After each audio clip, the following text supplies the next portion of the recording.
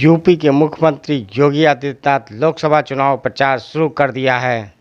योगी आदित्यनाथ गाजियाबाद में बीजेपी प्रत्याशी अतुल गर्ग के पक्ष में वोट देने की अपील करते हुए एक एक वोट की कीमत को समझाते हुए सीएम ने कहा कि देश से आवाज़ आ रही है, अब की बार 400 के पार। फिर एक बार मोदी सरकार। बचपन में हमें सुन रहे थे कि होली खेले रघबीरा अवध में, लेकिन क्या 500 वर्षों में राम लला के अवध में होली खेली है? लेकिन आपने एक वोटों से साबित कर दिया है कि रामलला अवध में होली खेलेंगे। आपका एक वोट देश की तरक्की के देश के तकदीर को बदल सकता है। धारा 370 हटा दिया गया है। क्या कोई और पार्टी या कर पाती? उग्रवाद, आतंकवाद और ताबूत पर आखिरी कील ठोक दी गई है। अब हमने सुरक्षा के जवानों को पत्थरबाजी नहीं होती है, बल्कि लोकतंत्र के बहाने जम्मू कश्मीर में के अंदर खिले हुए दिखाई दे रहे हैं। आपके एक वोट के पूर्वोत्तर भारत में विवाद मुक्त कर दिया है। उसके आगे गाजियाबाद में प्रबुद्ध जनों के संवाद के दौरान उन्होंने कहा, यूपी में पहले दंगे होते थे, इस वजह से कर्फ्यू लगता था।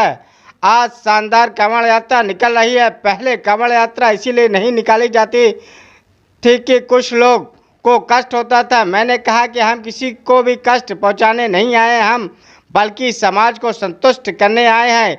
इसीलिए आस्था का सम्मान होना चाहिए।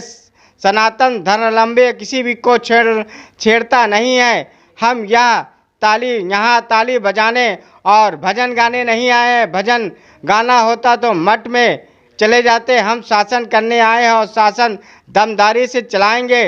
जिसे काम करना हो हमारे साथ करेगा, जिसे नहीं करना हो लिख के दे दे, उसे जीवन भर के लिए छुट्टी दे दी जाएगी। मेरे डिक्शनरी में ना शब्द नहीं है। आदित्यनाथ ने कहा कि पहले कोई गाजियाबाद आना नहीं चाहता था, आज कोई छोड़ना नहीं चाहता। रोड की कनेक्टिविटी भी बेहतर हुई है। गाजियाबाद से मेरठ के बीच गंगा एक्सप्रेस लेन जा रहे हैं, जो 7 से 8 घंटे में प्रयागराज पहुंचा देंगे। पहले ना बेटियां सुरक्षित थी ना व्यापारी, लेकिन अब यूपी में अपराधी सुरक्षित नहीं है। पहले बेटियां ससुराल जाने से पहले माँ बाप को छोड़ने को मजबूर हो जाती थी। ये स्कूल नहीं जा पाती थी। यदि जानती हैं कि दूसरे रिश्तेदार हॉस्टल में माँ बाप डाल देते हैं। आज कोई बेटी की तरफ टेढ़ी आंख करके नहीं दिखा सकता है। आदित्यनाथ ने इस मौके पर अयोध्या के राम मंदिर का भी जिक्र किया। सीएम ने कहा, मैं अयोध्या में पहले 22 जनवरी और उसके बाद भी जाऊंगा। कोई श्रद्धालु पीतल को पकड़कर भावुक हो जाता है तो कोई जमीन पर रोता है। पीढ़ियों से तमन्ना एक साथ पूरी हो गई है। यह अवसर मोदी को दिया गया है। उनको वोट की ताकत है।